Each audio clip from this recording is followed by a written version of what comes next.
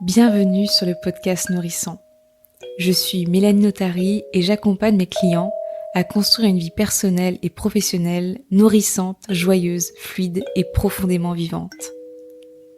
J'aime penser mon entreprise comme une fabrique de vie et de voix singulières. Le podcast Nourrissant, c'est un rendez-vous tous les vendredis à partir de 5h pour nourrir votre quotidien de réflexion, de partage d'expériences et de rencontres inspirantes pour stimuler la vie qu'il y a en chacun de nous. Bonjour à toutes et à tous, je suis ravie de vous retrouver aujourd'hui pour un épisode qui marque aussi ce nouveau chapitre, puisque maintenant mon podcast, comme vous avez dû le voir, s'appelle Nourrissant. Et quoi de mieux comme premier invité pour ce nouveau chapitre que d'inviter Gérard Bensoussan. Bonjour Gérard. Bonjour Mélanie. Écoute, nous on se connaît depuis très très longtemps. Tu m'as vue toute petite. Oui. Donc actuellement on enregistre ce podcast non pas à distance mais vraiment en présentiel, puisque toi comme moi nous sommes en Bretagne. Oui. Toi tu y es depuis maintenant très longtemps. Ouais, depuis 40 ans. Ouais, voilà, ce qui est quand même notable. Ouais. Et il se trouve que du coup tu en as fait tu as créé ton métier ici. Je vais te laisser d'ailleurs l'expliquer parce que c'est aussi ce pourquoi je t'ai invité aujourd'hui, parce que tu as un métier qui est quand même passionnant et qui m'intéresse beaucoup. Bon. Donc je te laisse le raconter. Ouais. Alors en fait, c'est plus qu'un métier. En fait, c'est plus qu'un choix de métier, c'est un choix de vie. C'est un choix de vie. La preuve, c'est que, par exemple, aujourd'hui, c'est donc samedi. Demain dimanche, lundi, il va pleuvoir. Demain dimanche, je dois vider le séchoir parce que les plantes ne vont pas supporter la pluie de lundi. Je veux dire par là que c'est un métier où on n'a pas d'heure, on n'a pas de jour. Voilà. D'ailleurs, définis ton métier parce que on l'a pas du tout cité. Oui, mais alors justement, c'était pour définir déjà que c'était pas un métier, que c'était une vie, dans le sens où ma vie, c'est d'être auprès de mes plantes, quoi. Voilà. Alors, bon, mon métier, c'est producteur, hein, c'est un métier agricole, hein, je suis agriculteur, en fait. Agriculteur qui fait pousser, donc des plantes médicinales, voilà. Et condimentaires également. Donc, de les produire, de les sécher et donc de les vendre, voilà. Et du coup, ce depuis 40 ans? Ouais, depuis 83, donc 40 ans, ouais. Ah bah oui, cette année. Oui. ouais. Et qu'est-ce qui t'a amené du coup à faire, comme tu dis, choisir cette vie? Parce que je pense que ce serait vraiment intéressant aussi que tu replantes le décor, puisque tu n'es pas breton d'origine. Une moitié seulement. Et voilà, qu'est-ce qui t'a mené à faire ce que tu fais aujourd'hui? Voilà, c'est un peu comme pour tout le monde, c'est un cheminement, hein, c'est des rencontres, un cheminement, des envies, un cheminement et des rencontres. C'est-à-dire que j'étais un petit Parisien qui rongeait son frein dans la métropole et qui passait des vacances de rêve chez sa grand-mère bretonne. Et donc, forcément, dans la projection de mon futur, c'était de venir en Bretagne vivre, quoi. Parce que je pensais que les vacances, c'était la vie. Voilà. Et voilà, donc j'ai trouvé comme biais de faire des études agricoles. Mais quand on est parisien, on peut pas faire d'études agricoles en Bretagne. Voilà, c'est un peu comme ça. Donc j'ai dû attendre de passer mon bac à Paris. Et entre-temps, je suis tombé sur un professeur, comme beaucoup d'entre nous qui sommes tombés sur un professeur génial, qui parfois ça a déterminé un peu notre vie, sinon notre métier. Et qui nous a passionnés, je dis nous parce que c'était toute la classe entière. Voilà, ce monsieur Corny, je me souviens encore, était prof de ce qu'on appelait à l'époque sciences naturelles, qui est SVT maintenant, et qui nous a passionnés pour le fonctionnement du corps humain. Bon, alors un petit Parisien qui voulait faire un métier agricole, qui est passionné par un prof qui enseigne le fonctionnement du corps humain à merveille.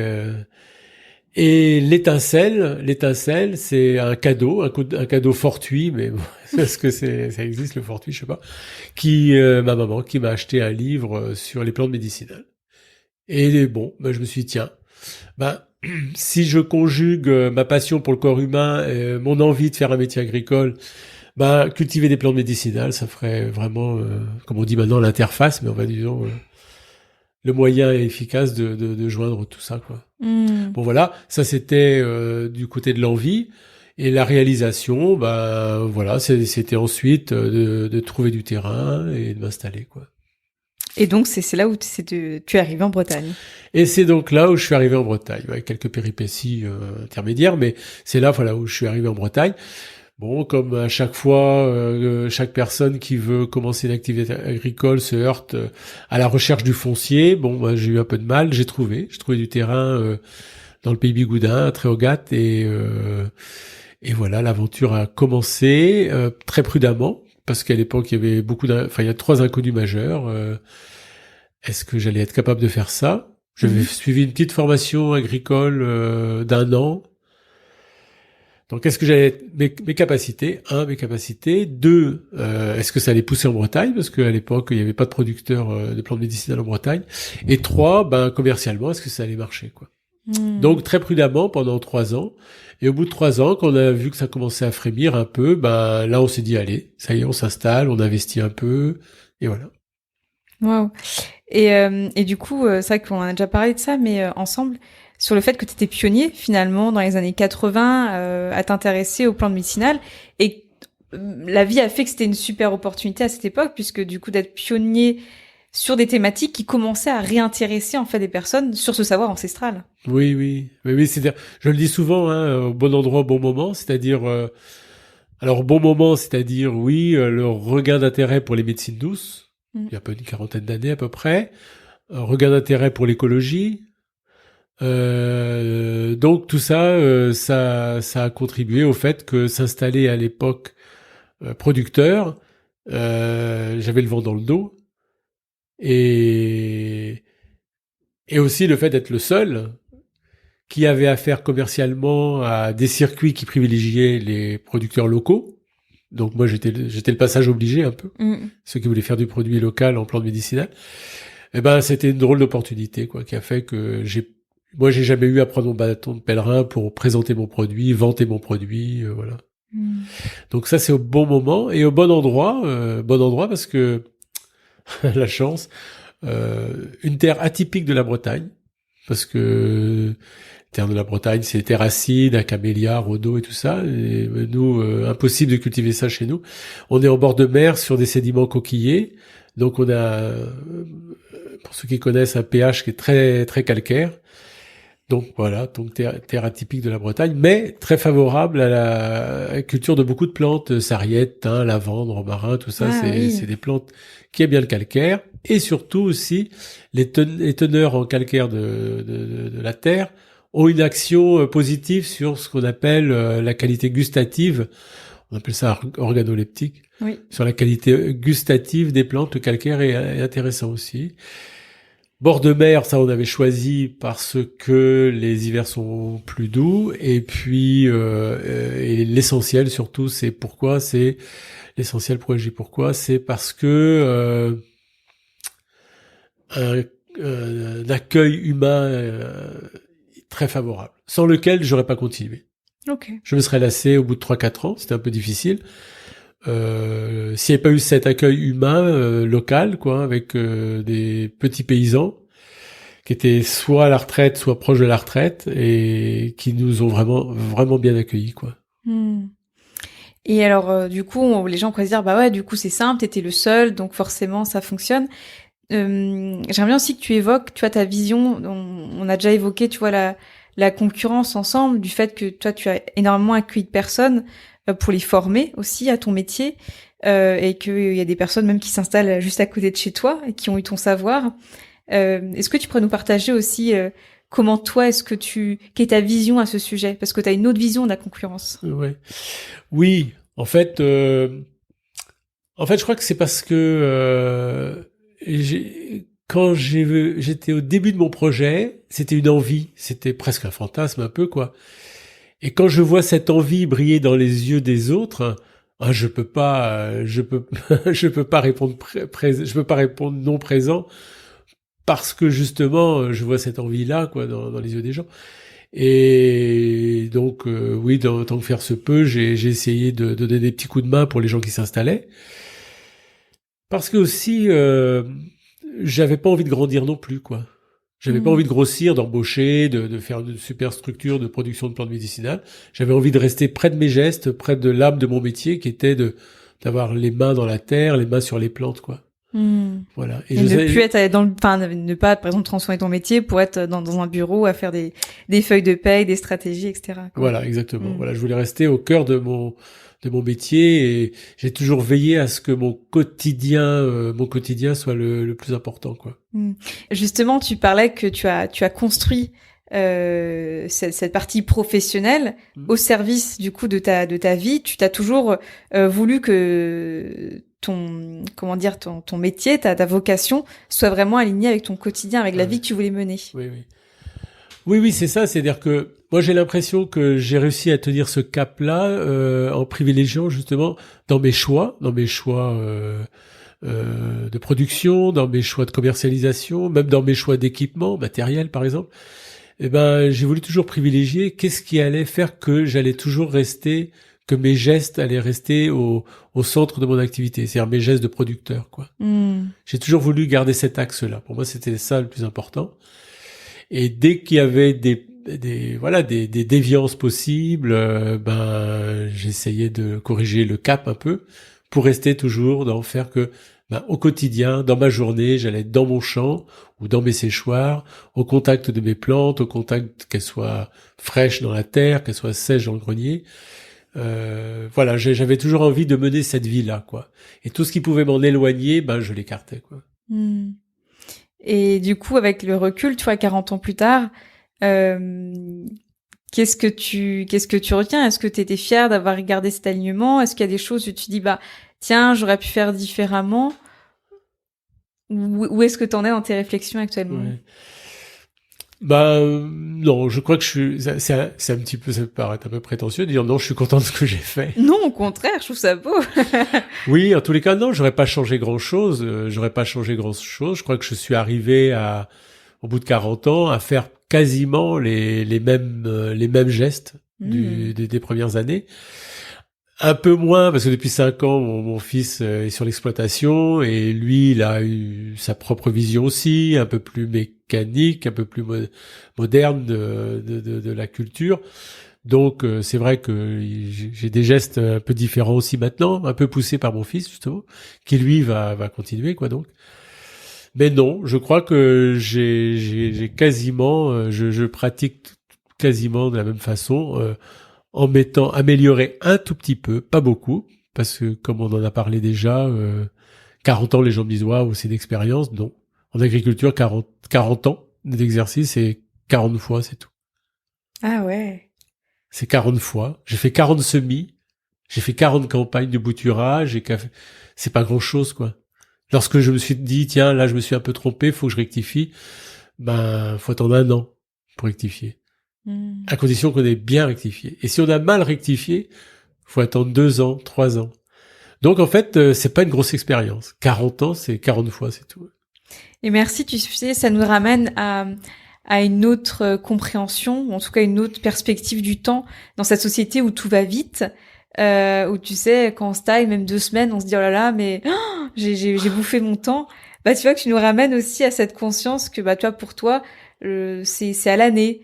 Donc si en effet il y a quelque chose qui s'est mal passé, ça va se faire sur 1 an, puis après tu vas rectifier.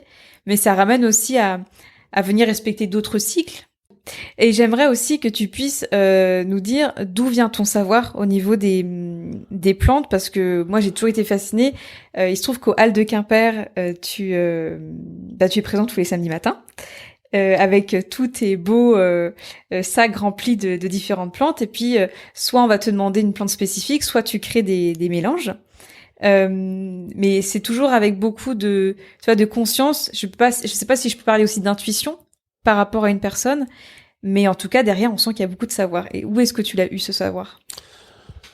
Bon, alors le savoir dans la réponse, là, ça va être le plus simple. Le savoir, c'est dans les livres, évidemment, tu vois, c'est dans les livres. Parfois avec les gens aussi, les gens qui me disent alors moi par rapport à ça, je prends ça, c'est formidable pour moi. Donc de cette façon-là, mais il y a quelque chose qui me plaît beaucoup dans ce que tu as dit, c'est l'intuition, quoi. C'est-à-dire que Ça c'est l'insondable, c'est-à-dire que pour une personne, on peut lui préconiser une plante, et si on réfléchit bien pourquoi on lui a préconisé telle plante plutôt qu'une autre, qui a les mêmes propriétés, ben on ne le sait pas. Et ça, j'ai eu la remarque, par exemple, avec des stagiaires qui m'accompagnaient au marché, qui étaient étonnés, qui me disaient, mais tiens, t'as donné ça à la personne, là, par rapport à sa demande, et là, t'as eu la demande à peu près identique, et t'as donné une autre plante, quoi. Voilà, et donc il y a une intuition qui fait qu'on va préconiser une plante à une personne et puis une autre à une autre. Donc il y a ce caractère-là effectivement. Mais, bon, moi ça me plaît quoi d'être porté un peu par ça, par l'intuition, sans vouloir savoir d'où elle vient, où elle va, etc. Juste de la subir entre guillemets parce que c'est agréable. Et voilà, oui. Et la connaissance, oui, c'est ça. C'est par les. Il y a pléthore de bouquins sur la phytothérapie. Voilà. Ouais. Ce podcast s'appelant Nourrissant, toi, aujourd'hui, qu'est-ce qui te nourrit au quotidien? Ce qui me nourrit ce qui me nourrit au quotidien, c'est après beaucoup d'années, d'arriver à définir où est ma place dans le grand ordre de la nature et de la société un peu. C'est-à-dire que moi je suis le tout petit intercesseur, le tout petit intermédiaire entre le monde du vivant, c'est-à-dire la terre, l'eau, le soleil, le végétal et l'humain. Voilà, je suis le tout petit intermédiaire qui gratouille la terre, qui voilà. Et ça, et il a fallu beaucoup d'années pour que j'arrive à vraiment à situer cette position-là, très humble, dire le tout petit intercesseur, quoi. C'est-à-dire que les 8000 molécules actives d'une plante, elle les aura puisées dans l'humus du sol. Et moi, qu'est-ce que j'ai fait là-dedans? Rien, quoi. J'ai juste mis la graine dans le sol, quoi. Et après, ben, la nature a fait son œuvre. Moi, je suis le tout petit intermédiaire, voilà. Et ça fait, voilà, ça rend modeste aussi de dire que, ouf, hein, c'est la plante qui a fait tout le boulot. Ensuite, ça va être le réceptacle, entre guillemets, c'est-à-dire la personne qui va la consommer, qui va faire tout le boulot aussi, son corps pour accepter les principes actifs et qui va en faire profit, voilà ça que je veux dire. Et ben moi là-dedans, voilà, j'ai juste été le tout petit intermédiaire. Et ça me nourrit, quoi. C'est-à-dire d'avoir trouvé sa juste place, ouais. Ouais, c'est hyper intéressant. J'imagine que tu as des plantes qui ont une une résonance en toi qui doit être différente, ou en tout cas peut-être que tu as des plantes favorites. Est-ce que tu pourrais m'en parler un petit peu? Je pense que ça peut être passionnant. Ouais, alors c'est rigolo parce que les plantes favorites, c'est très drôle parce que tout d'un coup, bon au début, je suis avec mes 40 plantes à peu près, là, bon, allez, voilà, peut-être comme un instit dans sa classe au début de l'année, voilà, 40 petites têtes blondes là devant soi, mais qui n'ont pas encore de signification émotionnelle parce qu'on les connaît pas. Et puis au fil des années, bah, il y a les chouchous, quoi, qui émergent. Et alors pourquoi? Bon, dire qu'elles vont sentir mieux qu'une autre, non, elles vont sentir différemment. Mais oui, on a des chouchous, quoi. Voilà, on sait pas pourquoi. Et on a aussi on a des têtes de turc aussi. Voilà, moi j'adore une plante, j'adore beaucoup deux plantes. La première c'est la marjolaine. Et là je pourrais pas répondre tiens pourquoi elles sont bon, non, c'est même pas une histoire de senteur, je sais pas pourquoi. C'est une plante que j'aime beaucoup, dont j'ai souvent aussi vu les effets bénéfiques sur les gens, côté relaxant, apaisant. Mais j'en ai vu aussi beaucoup de plantes qui ont ces actions-là, mais ils sont pas mes chouchous. Le basilic aussi. Alors le basilic c'est pas un chouchou vraiment émotionnel, c'est un chouchou un peu parce qu'il fait ses grandes preuves, quoi. J'ai beaucoup d'estime pour lui pour tout ce qu'il fait dans le domaine un peu pareil de la santé émotionnelle. Mais moi je pense que la marjolaine par exemple, elle va accueillir par exemple, on va dire la détresse un peu des gens, la dépression. Et le basilic qui va prendre le relais pour gagner en force, quoi, voilà. mais si on cherche à redonner des forces à un moment trop tôt, on n'y arrivera pas. On va avoir plutôt à faire la marjolaine. Mais après, une fois que le côté apaisant, accueillant du souci est passé, et ben de repartir après, le basilic est énorme. Ouais. Voilà, donc c'est mes plantes préférées. Je crois que c'est celle-là. Quoi. Et puis alors j'ai mes têtes de sûre. Bah oui, raconte alors. C'est qui? La prêle. J'aime pas la prêle, je sais pas pourquoi. Pourtant, c'est fantastique aussi les mérites de la prêle. Mais je ne sais pas pourquoi, je n'aime pas cette plante. Tu l'aimes pas pour l'aspect de la cultiver, ou c'est vraiment non, ça ne Non, je l'aime pas. Non. C'est terrible. Voilà, c'est simple et efficace. Ben oui. Et alors du coup, tu parlais toi des bienfaits de tes plantes chouchoutes, mais par exemple, peut-être qu'il y a des personnes en écoutant ce podcast qui vont se dire ouais, mais je les utilise comment? Est-ce que tu pourrais nous donner un peu des pistes? Ouais, bon alors les infusions, les plantes à tisane, c'est en infusion évidemment. Bon, à boire souvent, mais pas tout le temps. Ça peut être un usage aussi local au niveau de la peau, voilà. Alors comment il y a des règles générales et comme à toute règle générale il y a des exceptions, mais ça plante par plante c'est différent. C'est différent. Par exemple la reine des prés on la fait infuser que 3 minutes, le laurier il faut 15 minutes. Donc il y a pas vraiment de règle générale, c'est presque du cas par cas qu'on va trouver dans toute la littérature de la phytothérapie. Quoi. Mais ça veut dire que toi par exemple quand tu réalises un mélange, tu vas faire en sorte que dans le mélange, pour la tisane, il y a à peu près le même temps d'infusion pour chaque plante. Voilà, c'est ça. Il y a des plantes qu'on va pas pouvoir mélanger. Il y a des plantes qui sont faites, par exemple, pour être en décoction, c'est-à-dire qu'il faut la faire bouillir. Et d'autres qui sont faites juste en infusion, ça là on peut pas les mélanger, oui, bien sûr. Oui. Vaste programme. Ouais. Il faut du coup le savoir et la connaissance. Et j'imagine que de toute façon toutes les plantes que tu as appris à les connaître, et comme tu dis toi ça fait 40 ans d'expérience, et est-ce qu'il y en a tu vois que tu avais commencé au début et que tu as arrêté, est-ce qu'il y en a qu'au contraire tu as plutôt ajouté au fil des années, c'est comment en fait tes choix de plantes? En fait mon catalogue si on veut, ouais. C'est l'intersection entre ce qui est demandé et ce qui pousse chez moi. Il y a des plantes qui sont demandées mais qui poussent pas chez moi, du fait du sol, voilà. Et il y a des plantes qui poussent très bien chez moi mais qui sont pas très demandées. Bon, donc moi c'est l'intersection entre ce qui est demandé et ce qui pousse bien. Alors, et aussi celles que je privilégie aussi. Oui. Et alors du coup, par exemple, quelles sont chez toi les plantes les plus demandées? Bon, en fait c'est les plantes qu'utilisent les gens non pas trop pour se soigner, mais pour le plaisir, quoi. Bon, la verveine, la menthe, des choses comme ça, quoi. Les plantes les plus classiques. Bon, on essaye de faire découvrir aux gens, quoi, des plantes un petit peu différentes, tu vois, qui sont pas connues et qui ont beaucoup d'avantages et qui sont agréables à boire. Mais au final, c'est un peu comme des collègues qui font du maraîchage, qui ont envie de faire découvrir beaucoup de légumes un peu méconnus, mais qui au bout de 10 ans font principalement des poireaux, des carottes, des pommes de terre. Quoi. Oui, parce que c'est ça qui est demandé. Oui. Justement, est-ce que tu pourrais nous parler de quelques plantes que tu penses qu'il serait intéressant qu'elles soient connues? Oui. Avec plaisir, vas-y, on t'écoute. Par exemple, nous on produit une plante qui s'appelle la verveine des Andes.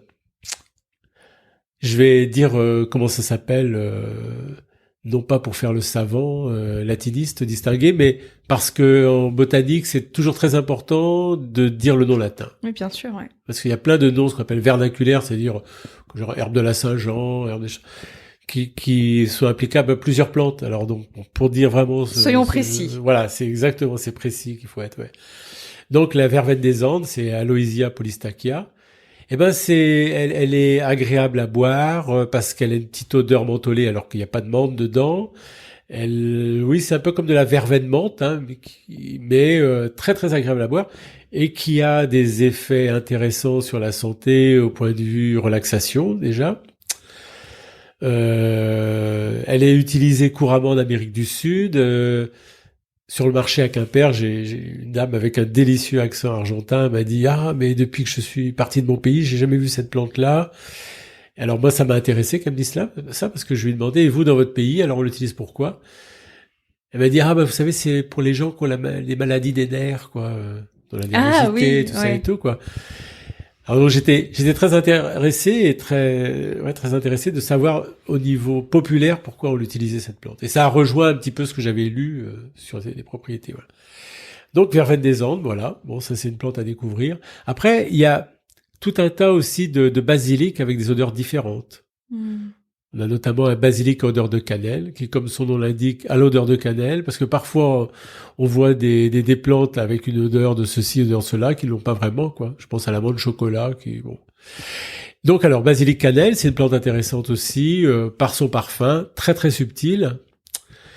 Le basilic tout court, par son parfum également, qui fait que les gens par exemple qui disent oh je veux arrêter le café, je veux arrêter le thé, moi je leur propose de torréfier du basilic et d'en faire une infusion. Alors quand tu dis torréfier, c'est-à-dire qu'on met des feuilles de basilic au four, c'est ça? Pas au four. On les met dans une poêle. D'accord. Voilà, et on les fait chauffer à sec comme ça. Et quand ça commence à noircir, on éteint. Voilà, donc un peu comme le café, quoi. On le fait pas griller, mais torréfier. Et ensuite on fait de la tisane avec ça. Ça fait une tisane très très parfumée, un peu comme un thé fumé, un peu. Voilà. Ah ouais, ok. Oui. Voilà, donc les basiliques, la verveine des Andes, c'est parfumé. On cultive un origan aussi. Il y a plein de sortes d'origan. Là, c'est Origanum syriaca, origan de Syrie, qui rentre dans la composition d'un mélange au Moyen-Orient qui est très connu, les za'atar. Ah oui, ouais. Ouais, voilà. Donc c'est plusieurs plantes, 3-4 plantes, dont principalement cet origan de Syrie. Et tous les gens à qui j'ai fait goûter ça, oh là là, ils peuvent plus s'en passer après. Enfin, pas s'en passer, mais ouais, tout le monde l'apprécie beaucoup. Ouais, c'est une plante appréciée en condiment, mais aussi en tisane aussi. Ouais. Ouais, puis ça, l'origan, c'est très puissant aussi Oui. pour tout ce qui est, à mon avis, bactéries, virus. Bien sûr, oui. Ouais. Une plante surtout antibactérienne. Antibactérienne. Ouais, très active et puis très bien tolérée chez les jeunes enfants parce qu'il y a cette demande-là. Il y a cette demande-là des mamans, souvent, les papas aussi, mais des mamans surtout, qui veulent soigner leurs enfants avec des méthodes douces, qui sont pas très décidées à prendre des médicaments pour un oui ou pour un non, pour leurs enfants. Et en phytothérapie, on a beaucoup de demandes par rapport à ça. Dire, est-ce que je peux donner ça à mon enfant et à partir de quel âge et tout ça. Et l'origan, c'est formidable parce que on peut le donner à des très jeunes enfants. Voilà. En le diluant au tiers, en le donnant à partir de quelques mois. Alors que par exemple, bon, pour les affections ORL, quoi, alors que le thym, par contre, il faut attendre un peu. Il faut attendre 3 ans, 3-4 ans. Ah ouais. Oui, voilà. Et l'origan, c'est une plante vraiment très intéressante pour ça, quoi. Pour les bronchiolites, c'est super parce que c'est ce qu'on appelle un mucolytique, c'est-à-dire il va fluidifier les sécrétions bronchiques. Donc il va soulager un peu les enfants de leur encombrement. Moi, c'est génial. En fait, dès qu'on a un petit truc, faut t'appeler. Oui, alors faut d'abord aller voir le médecin. Oui, bien sûr. Et puis si on a envie de faire l'essai, de se soigner avec les plantes plutôt qu'avec les médicaments dans un premier temps, eh ben oui. Et alors c'est drôle parce que effectivement moi je me disais bon, je vais avoir les gens qui en première intention vont venir aux plantes médicinales avant d'attaquer plus fort avec les médicaments. Ben c'est souvent l'inverse en fait. C'est souvent l'inverse, c'est les gens qui sont un peu lassés de traitements allopathiques inefficaces, puisque les gens qui sont traités avec des traitements allopathiques efficaces viennent pas voir parce que ça a marché. Mais quand c'est inefficace, non mais c'est pas, j'aurais pu tirer la conclusion que les traitements allopathiques sont inefficaces. Oui. Mais en fait, quand ça marche, on vient pas me voir, donc voilà. Donc les traitements allopathiques inefficaces, ben les gens se tournent vers autre chose. Voilà, un peu en désespoir de cause parfois aussi, ouais. Oui. Oui. Non, mais du coup, c'est bien parce que tu vois, on disait que finalement, t'as aussi toute la connaissance ancestrale, mais en fait, ça remonte à très loin. Tu parlais de 40 000 ans, mais c'est fou. Et bon, finalement, l'allopathie, ça fait que seulement 150 ans que c'est en place. Et je trouve intéressant qu'aujourd'hui, on est quand même dans une période où on se réapproprie aussi tout ce savoir. Et c'est là qu'on se rend compte aussi de la puissance des plantes, qui est inestimable. Mm-hmm. Ben, par exemple, si on veut parler chiffres, tu vois, on estime le monde végétal, on estime, parce qu'on n'a pas tout inventorié sur Terre, heureusement. On estime le monde végétal à peu près à 800 000 espèces, bon, y compris espèces marines, quoi, les algues, hein, mais bon, 800 000 espèces, quoi. Or, on a inventorié au niveau médicinal à peu près 8000 plantes. Donc voilà le rapport. Et avec les 8000 plantes qu'on a inventoriées, on arrive à faire à peu près 75% de notre pharmacopée classique, quoi. Donc on voit le potentiel encore à découvrir et à exploiter, quoi. Ah, c'est immense. Sachant qu'au final, on se rend vite compte que chaque plante a des molécules qui sont intéressantes pour le vivant. Oui, et puis que en plus, ce qui est intéressant, c'est la notion de totem, c'est-à-dire que dans une plante, il y a un principe actif. Bof, on dit tiens, voilà, c'est ce principe actif qui va soigner telle chose. On prend par exemple l'exemple de l'eucalyptus. Dans l'eucalyptus, la molécule antiseptique, c'est l'eucalyptol. Ben, l'eucalyptol sera moins actif sur des germes pathogènes respiratoires que l'eucalyptus dans son entier. Ça veut dire que des molécules qui n'ont rien à voir avec l'asepsie respiratoire, vont par synergie doper l'eucalyptol pour être plus efficaces dans notre corps, quoi. Oui, d'où l'intérêt en fait de prendre la plante dans son intégralité. Et malheureusement, ce qu'a beaucoup fait la pharmacopée, c'était prendre la molécule principale, de la synthétiser pour l'incorporer après dans les médicaments. Mais voilà. Du coup, il n'y a pas la synergie. Il n'y a pas cette synergie-là, non. Donc oui, et alors 800 000, 800 000 règles végétales, 800 000, 8 000 étudiés, 75% de la pharmacopée avec les 75%. Et puis surtout, il y a bon, alors il y a eu il y a eu des résultats énormes avec les antibiotiques, qui ont vraiment été une grande avancée de la pharmacie moderne. Là, maintenant, on entend parler d'antibiorésistance, voilà. Quand même, les recherches pharmacologiques piétinent un peu, quoi, que ce soit dans tous les domaines. Donc, il y a un regain d'intérêt, même via l'OMS, par exemple, vers les thérapeutiques de phytothérapie ancestrale, quoi. On s'aperçoit, par exemple, que les papous de Nouvelle-Guinée arrivent à soigner des tumeurs de la face avec certaines plantes. Donc, il y a 50 ans, on disait, bon, ok, d'accord, c'est pas très intéressant, c'est des sauvages. Mais là, l'OMS a relancé une enquête ethnopharmacologique, justement, dans le monde entier, pour recenser tous ces savoirs-là, en faisant un peu amende honorable de cette suprématie, un petit peu du modernisme, pour dire, bah tiens, ouais, dans les savoirs populaires, il y a peut-être des choses à retenir, évidemment. Ouais. Ouais. Oui, c'est comme, je me souviens, là, pendant le fameux virus qui a bloqué le monde il y a quelques années, enfin pas si loin que ça, tu vois, l'artémisia même, qui était interdite, il me semble, en Europe. Non, pas en Europe, en France. Elle fait pas partie des plantes libérées, disons. Libérées, voilà. Ouais. Et qui, finalement, a quand même bénéficié de beaucoup d'études scientifiques qui montrent qu'elle peut vraiment bien aider sur de nombreuses pathologies. Oui, notamment... parce qu'on parlait d'antibiorésistance, là, notamment sur le paludisme, quoi.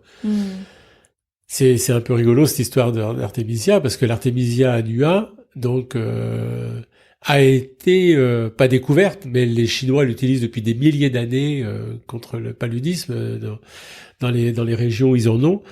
Et c'est la guerre américano-vietnamienne qui l'a mis en lumière, c'est-à-dire que l'armée vietnamienne avait plus de pertes par justement le paludisme de ses soldats dans les marécages et tout, qu'avec les morts de guerre directement.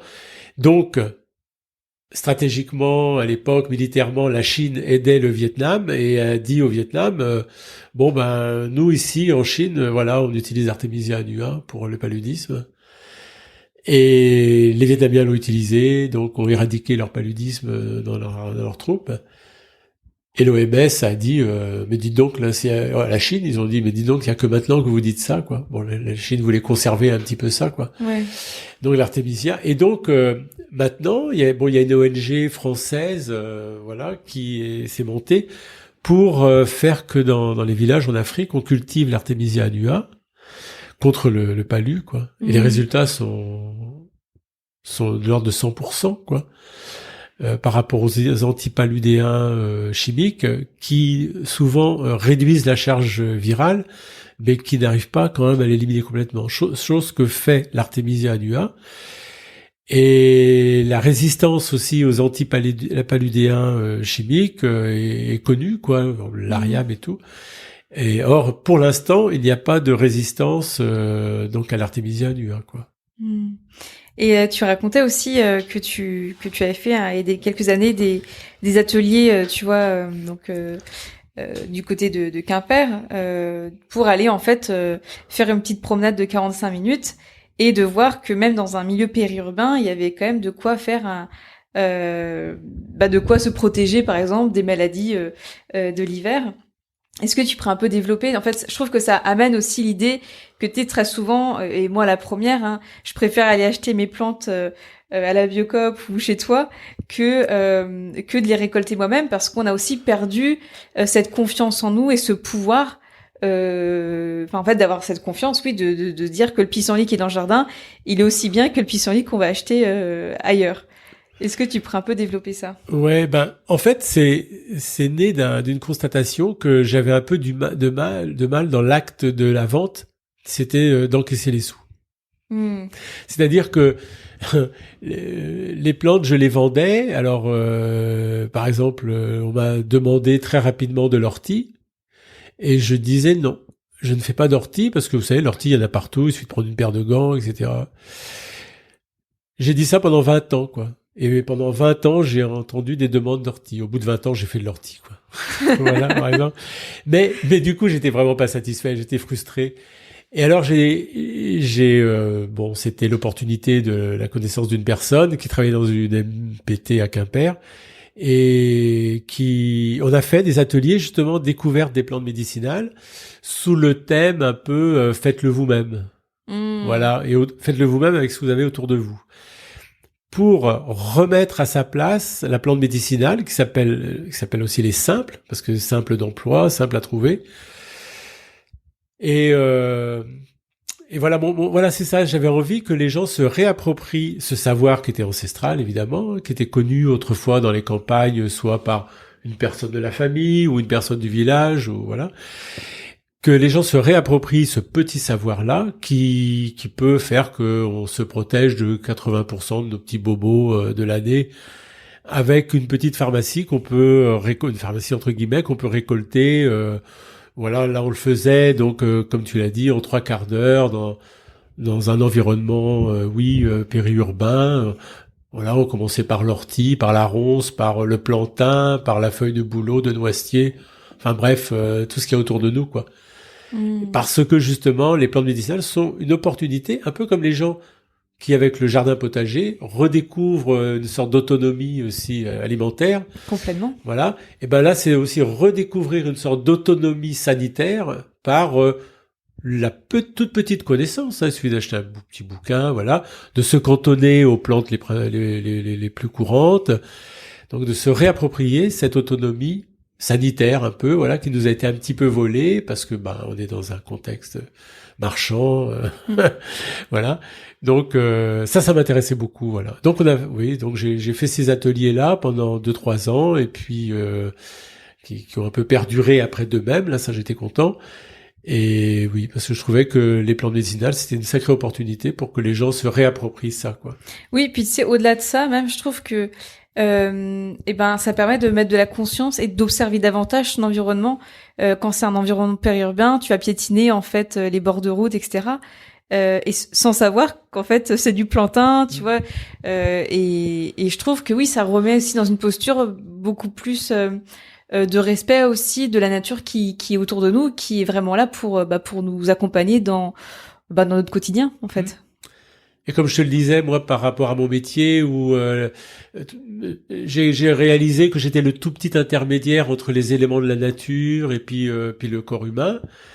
Je pense que lorsqu'on sort de chez soi et puis on va cueillir un peu de plantes qui vont nous soigner, j'ai l'impression que ça peut nous aider à nous resituer un petit peu dans la nature et ne pas être le centre de la nature et puis ce qu'on appelle l'environnement, mais être carrément dedans, quoi, évidemment, quoi.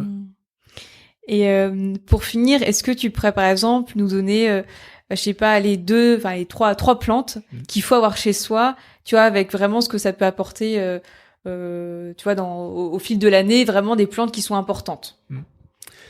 Alors, il y a une plante intéressante qu'il faut avoir chez soi parce on peut la trouver un peu partout, voire la cultiver si on veut. C'est l'ortie. Parce que l'ortie est une plante très très intéressante pour ouvrir sur peut-être autre chose qu'on pourrait développer une autre fois, c'est la bonne santé. C'est-à-dire que dans les plantes médicinales, on va parler souvent de maladies, quoi. Et malheureusement, on parle très peu de santé. L'ortie est une plante difficile à caser et à expliciter aux gens, sauf parce que effectivement, elle est un peu riche en silice, elle est riche en fer. Alors bon, voilà. Mais c'est pas ça tellement qui est important. C'est que l'ortie va être une plante d'entretien. Plutôt que curative. C'est une plante d'entretien de santé. Et ça, c'est une dimension qui n'est pas ordinaire, quoi, pour nous. Hein. On n'a pas souvent l'habitude d'aborder le côté médical par l'entretien. On a parlé tout à l'heure de l'endobiogénie, quoi, hein, qui fait un peu appel à ça. C'est-à-dire, c'est une plante qui va aider le corps, les tissus, à faire que les tissus, les cellules ont accès plus rapidement aux éléments nutritifs et aussi à pouvoir à éliminer aussi plus rapidement les déchets, quoi. Ah ouais. Donc ça veut dire quoi? Ça veut dire que le corps fonctionne pas plus vite, mais de façon optimum. Un peu comme une ville où, par exemple, serait entravée, mettons à Paris, les arrivées à Rungis seraient entravées parce que voilà, des bouchons, je sais pas quoi. Et puis aussi, la station d'épuration entravée parce que voilà, pour une raison ou pour une autre. Donc une ville qui fonctionnerait pas bien, quoi. Et nous, si on peut se comparer un petit peu à ça, entre les apports et l'élimination, lorsque c'est ralenti, ne serait-ce que ralenti, même pas maladif mais ralenti, on fonctionne moins bien. Et l'ortie, pour revenir à ça. Et l'ortie, elle va favoriser tout. Elle fluidifie, quoi. Elle va fluidifier, voilà. Ça va harmoniser un petit peu ça. Comment on le sait pas? Oui, mais comment on le sait pas? On sait pas par quel principe actif. En tous les cas, elle le fait, quoi. Donc ça, c'est une plante d'entretien. Donc, qu'il faut avoir, quoi, justement. Après, avec soi, les pathologies, les plus courantes, c'est quand même les infections. Alors, si on a un jardin, le thym. Le thym, c'est un peu universel, quoi. Et le thym vulgaire?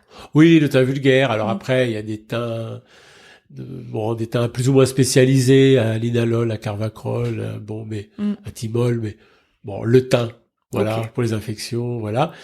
Donc, on est infecté, on digère pas bien, on parlait de la racine de pissenlit, c'est parfait pour la digestion, ou la menthe, tout simplement. Ok. Voilà. Bon. À nous d'avoir un petit potager et du coup d'avoir de l'ortie chez nous. Voilà. Et je sais que, alors là, du coup, c'est plus un intérêt personnel, mais apparemment, c'est très bon aussi de manger l'ortie, tu sais, comme une salade. Mais il y a quand même moi, en tout cas, j'ai une croyance que c'est piquant, l'ortie. C'est brûlant. C'est brûlant. Mais comment tu fais c'est que les petites feuilles du dessus que tu manges? Alors. Comment tu la manges en salade? Alors, ce qui brûle dans l'ortie, c'est l'acide formique.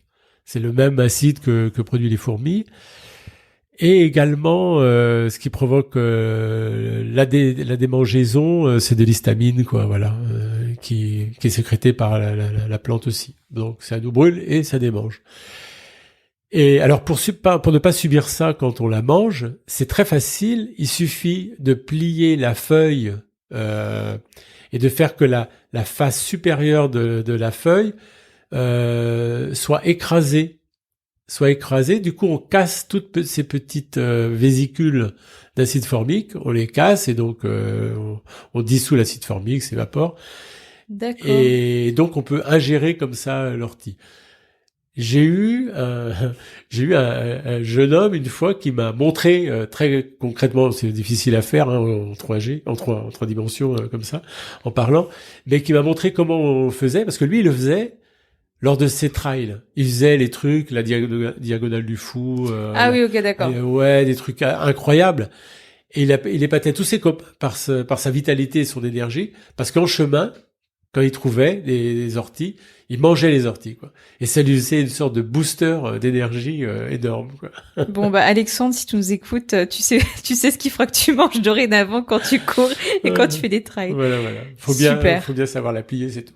Voilà. Non, mais tu vois, du coup, c'est-à-dire qu'on peut pas faire un saladier d'orties, quoi. C'est pas possible. Non. Faut la manger. Très souvent, les gens la mangent en soupe aussi, quoi. Oui, en soupe, ouais. Ah, c'est très bon. Super. Et ben merci infiniment, Gérard, pour cette conversation. Non, merci de ton intérêt. Et puis bien écoute, bonne continuation de récolte aussi, puisque toi ça est jusqu'en novembre, si j'ai bien compris. Ouais, on est à la moitié là. Voilà. Et puis bien écoute, à tout bientôt. Bon, merci beaucoup Mélanie. Merci. Merci pour votre présence. Si cet épisode vous a plu, je vous laisse tout de suite aller lui mettre 5 étoiles, un cœur ou un avis, et vous abonner pour être informé des prochains épisodes. C'est comme cela qu'il grandit et que mon travail est mis en lumière. À très vite!